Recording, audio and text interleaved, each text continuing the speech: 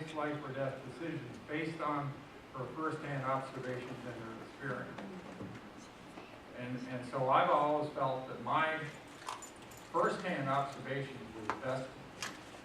And beyond that, I build a model.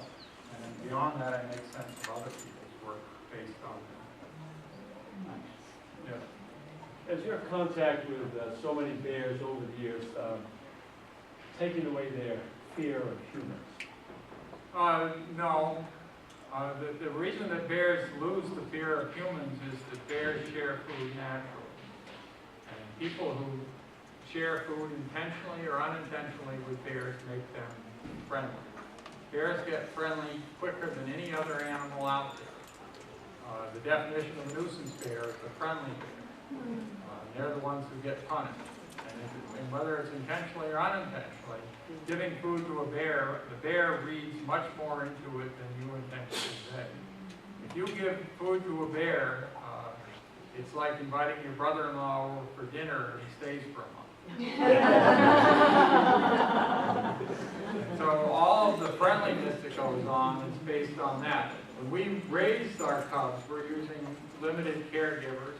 These cubs have no interest in humans. They're not getting food from a multiple of other humans. And they want to be bears. As simple as that. Yes. Two questions. How many bears are you working with right now that you can approach? And do you have people that work with you in associates that work do the study with you that can approach bears? I still work with Squirty and her extended family and the bears she interacts with. And the only associate that routinely works with me with bears is my sister Phoebe. And we have to limit exposure of bears. Yes. Do you find bears have been affected by the increased number of ticks the way that the same way the moose population has? No, the moose population is, moose die from winter tick. They can get up to 130,000. Bears get deer ticks and wood ticks like we do. They don't like them any more than we like them, but they don't have all the DEET and stuff like that to keep them off. So they scratch a lot during the summer. No, they're not. They're just an annoyance. Yes. I got here a little bit late. I didn't know do you allow people to visit up at your conservancy? We can't, by our license, and we're licensed by the state of New Hampshire, we can't have visitors. These bears are all going back to the wild, and we have to limit human contact. It would be nice if we could, but yeah, we'd have lots of volunteers and lots of visitors if it were fun. Yeah. One more question, and I know. that's it. I Thank have you very one. much. What? Last question. Oh, someone in the back? Yeah. Yeah, how can we ensure that the bears will have habitat with people and population explosions and building houses? How can we ensure and protect them from us?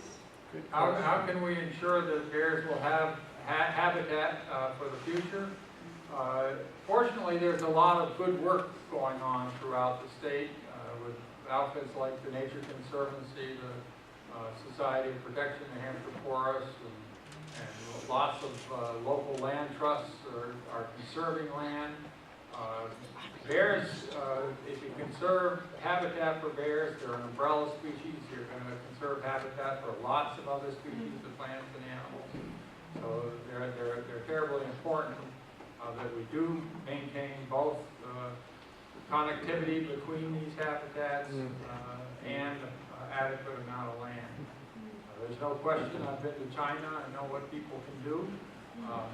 They've got 1.8 billion people, and they kind of gobble everything up. You can't go anywhere where there aren't people impacting natural resources. We have an opportunity to conserve. It's an important thing to do. Thank you very much. Thank you.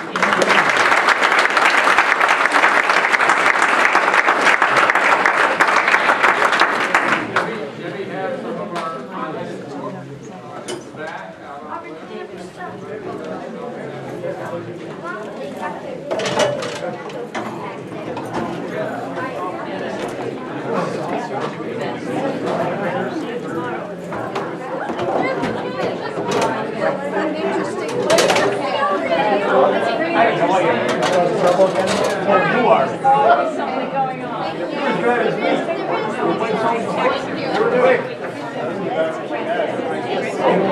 That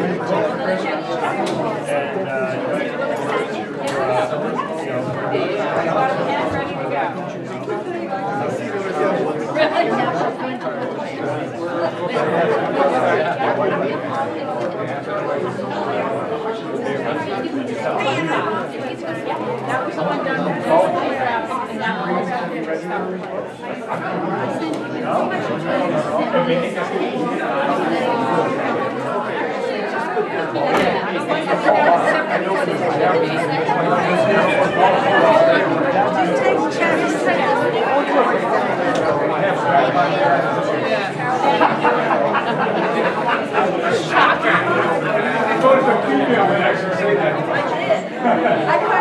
You're on the first.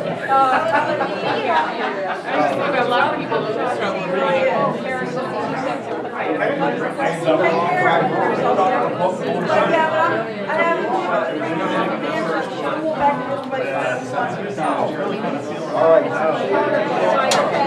It's a little sad, it's very much but normally you come shop.